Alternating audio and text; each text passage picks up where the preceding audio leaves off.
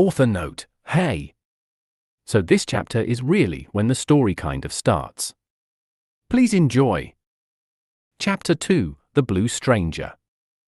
Before Courage could even scream, the dog clamped his muzzle shut with such desperate force. While Courage wished he could refuse to believe what was clearly happening to him, he was too startled to even think that. He tried to yell, but only a small, pathetic sound muffled past the dog's paw. Shush, he shushed. It's okay, I don't mean any harm. Umphumph? Courage managed to squeak out. Even though his terrified voice was muffled, the dog was able to understand his question of, "Then why are you here?" "I was just," the dog paused, scratching his head. He was clearly trying to think of a lie. "Looking for a place to stay the night." Courage, not sure of what to think of it, was too scared to do or say anything else. Why was he here? Well, he was clearly a homeless stray and it was kind of a chilly night. But Courage thought he must have come all the way out to the farm for something else. "Is this okay?" he asked softly. Courage swiftly and obediently nodded. "I'm going to free your muzzle now, and you're not going to scream, are you?" he asked.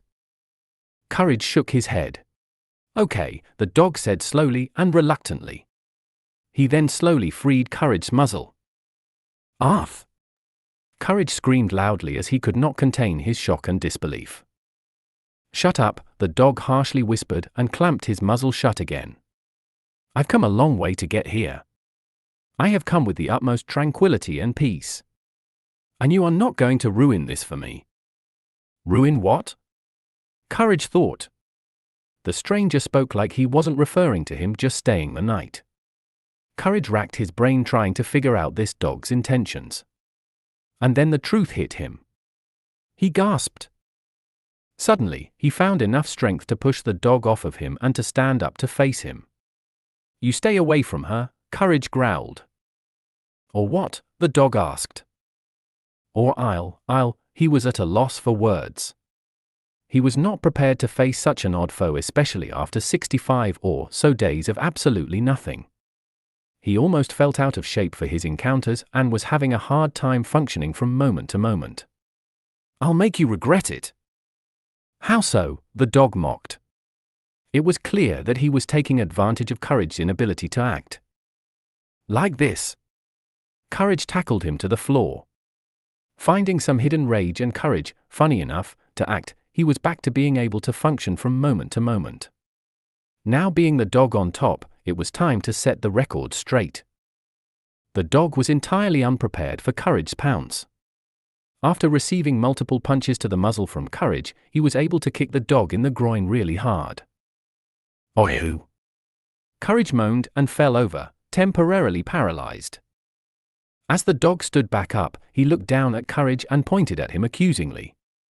"You made me do that," he yelled. "I came here with nothing but peace and love, and look what you made me do." Courage glared up at him. "Nothing but peace and love." Courage cried out. "You literally pounced on top of me and clamped my mouth shut the moment we first met." Courage wasn't having it. "And you teased me until I finally had enough. Don't tell me you came in peace. You were clearly asking for what I did to you." The dog now seemed pretty pissed off to say the very least. And after Courage got back up, he went in for another tackle. Courage was able to dodge him this time and he plowed right into the wall, leaving a dog-sized crater into the wall. Courage blew raspberry as he turned back around, fueling his anger even more. "Over here, Chief," Courage laughed. The dog then charged him again, and Courage jumped even further out of the way that time to ensure that he would evade him. And once more, he was successful. The dog crashed into a trash can and its contents spilled out all over him. "And I thought you stunk before, you brute." Courage chuckled. "Arg! Will you shut up?" the dog demanded. He then caught Courage off guard and pulled his leg so that he fell and hit the ground hard with a thunk.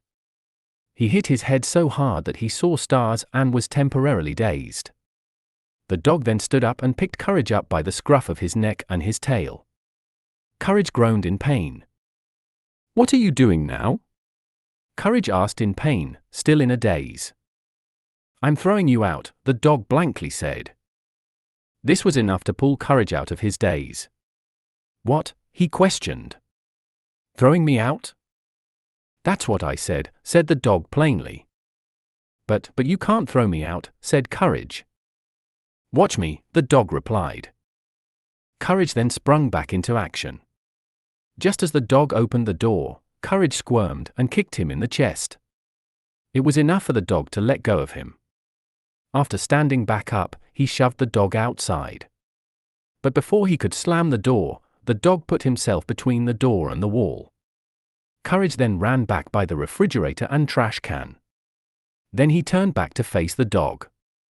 When the dog was onto him again, Courage reached down for the banana peel on the ground and threw it in front of the dog to trip over. The dog then slipped on it, of course, and fell to the ground. Getting a giant cantaloupe out of the fridge, Courage then advanced to him and started beating him senseless with the cantaloupe. Ow, hey, the dog cried out. What? Courage asked, temporarily stopping. A freaking cantaloupe, the dog whined, rubbing a new knot in his head. What's wrong with a cantaloupe?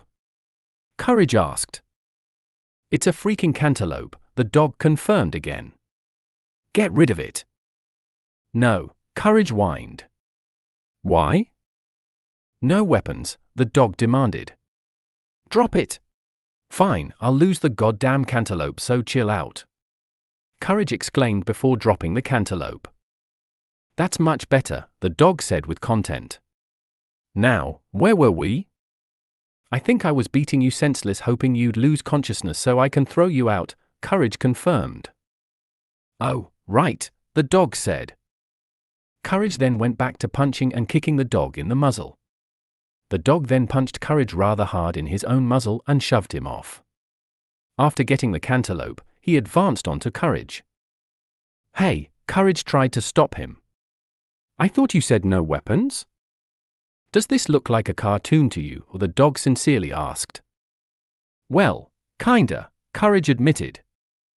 You're too much of a delusional and emotional coward for this to be written, he spat. For all 5 moments, Courage shot with venom. Now that's already taken, you idiot. Then you have nothing to worry about, Courage challenged with a slight grin.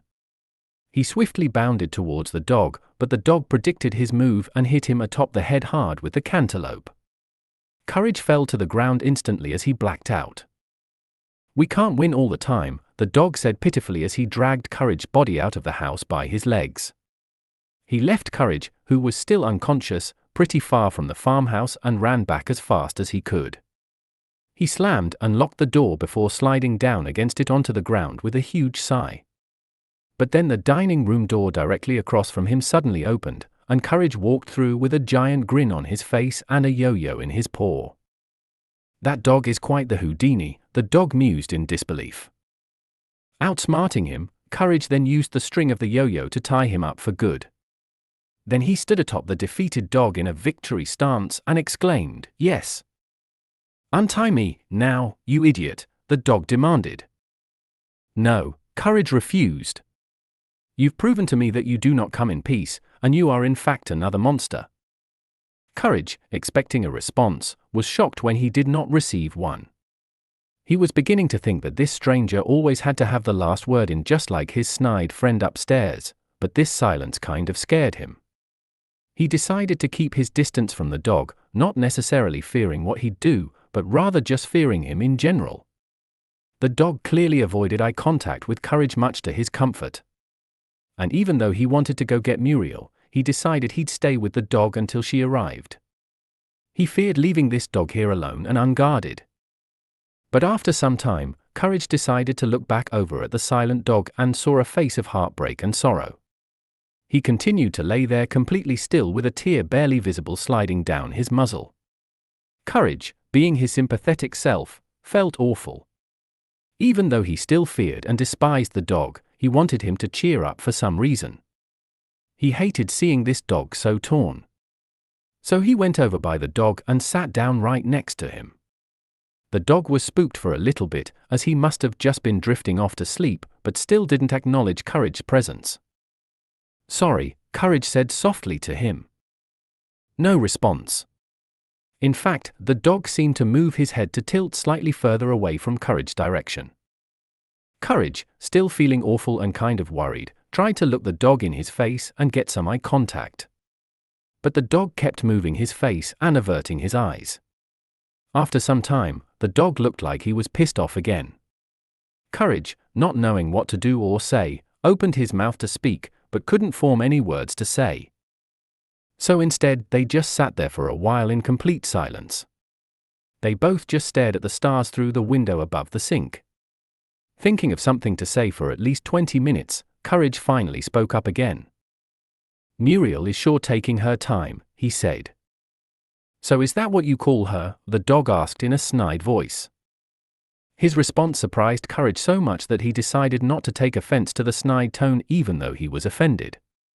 That's what her name is, Courage confirmed. What's yours? The question slid out of him before he could catch it and stop himself. He then saw the dog's expression and demeanor shift suddenly from sarcasm to shock. Courage smiled, as he knew he hopefully returned some life back into the dog. And for the first time in forever, the dog finally looked back at Courage in the face. Noel, he then spoke dankly. If you must know. His eyes sunk back down to the ground. Noel, Courage then repeated. Then a wry grin formed across his face. I wonder what your favorite holiday is? It certainly isn't the one where a big fat red man invades your home to deliver packages and steals your cookies, right? He teased, trying to humor him. Noel didn't respond directly, but rather sighed. Courage then realized the enormous mistake he just made and felt terrible, knowing that Noel definitely got it the wrong way. I'm just playing, he told him. I think Noel is a special name, he amended. It means to be born, Noel said. I don't know why I was named that, I just was. He paused for a brief bit. I have little to no recollection of my parents. I just kinda showed up in the world, it seems. Courage, still feeling regretful, stifled a whine in his throat when Noel spoke of his parents. It made him think of his own parents, which was a very sensitive topic for him. At least Noel doesn't seem to remember losing his.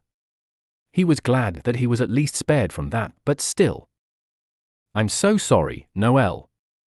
I had no idea, Courage said softly. Suddenly, the dog's demeanor changed again from melancholy to agitation. It was a long time ago, Noel added. I'm long over it, it's not a big deal. Courage, seeing his pain, knew that he was definitely not over anything. And before Courage even knew what he was doing, he placed a paw onto Noel's shoulder. Noel, who noticed immediately, frowned and shook his paw off of him. Don't do that, he said. I have sensitive fur. Sorry, Courage said, feeling a bit weird and removing his paw. Then they sat in silence a little longer. Well, are you going to kick me out or what? Noel asked. What? Courage asked in utter shock. I'm saying, the dog continued, you've had me tied up here for quite some time now, and all you're doing is talking to me like you care about me. And I'm not giving in to this Stockholm hullabaloo, he spat. What on earth are you talking about? Courage was at a complete loss of words. I'd be easier to kick out if I trusted you, Noel reasoned with a rejected expression. That's what your plan is. Just know that you don't have to talk that way to people just to deceive them or gain something from them. A lump went up in the dog's throat. But I'm not trying to deceive you or gain anything from anyone, he said hurtfully. You are clearly in pain, and I just want to help you, saying that last part kind of on accident. But why? Noel asked. If you are telling the truth, then why would you have such blind affection for someone you just fought for invading your home and scaring you? Courage could not think of a good answer. Courage softly tried to say in tears. I just wanted to help another dog. There you go again with your lies. Noel interrupted, and was now yelling with emotion. Just stop. You stop. Courage fired back. You stop it. You stop. Before long, both dogs started howling very loudly out of pure anger at each other. Muriel, looking more than exhausted, then appeared in the dining room doorway in her nightgown. She walked in on Courage standing on top of and pointing a finger down at a poor, dirty, tied-up dog with hopelessly disheveled fur. "Oh my, Courage," she scolded him. "What are you doing, dog? That's your name." Noel laughed from beneath him. "Courage?" He truly could not believe it. But, Courage tried to say. "No, Courage," Muriel replied. "The wee pup is in no condition for playtime." She untied him and scooped him up in her soft, giant arms. Noel was now on his back in her massive arms with his feet, belly, and tail up into the air, which of course was wagging. There, she softly spoke to a now happy Noel. "I'm going to fix you a nice bath with my fancy little bathing salts. Then we'll go straight up to bed, dear." As she passed Courage, she frowned down at him. That made Courage dip his head in utter shame. But then Noel shot him a poisonous, mocking grin. Courage returned with a glaring stare of deep hatred. As he watched her pet him again, Courage muttered, "So much for sensitive fur." And as they went off, Courage stayed in the dark, messy kitchen all alone. He just sat there on the floor and let his tears from his eyes hit it. He felt so dejected by both Muriel and Noel. He did so much for Muriel, and yet it's Noel who's upstairs getting a complimentary bath. And there was some sort of urge he had to talk to Noel a moment ago. He was clearing suffering internally, and Courage felt like he had a need to help him. Courage himself couldn't really quite understand why he did, other than the fact that maybe it was just in his hardwired nature to help others in pain. He even still tried to help past villains who meant him and his family harm with their own problems. This is just what Courage does, and it wasn't until now that he realized he does this. Every time he tries to help, he succeeds and everything ends happily. But he tried with Noel, and it ended with Muriel angry at him, Noel getting rewarded, and him laying here alone. He tried, he really did. So since Noel didn't return any kindness to him, he will no longer be providing it to him. And so, a deep rivalry between Courage and Noel for the competition of Muriel's love was born. End of chapter. Author note: had to put that title drop in chapter 2. Also thanks again for making it this far. I went for kind of a goofy Tom and Jerry Looney Tunes-esque thing with their little battle. And I really took advantage of that mood swing about halfway through the chapter. Interesting to see how Courage's new mental self-awareness combines with their new life together.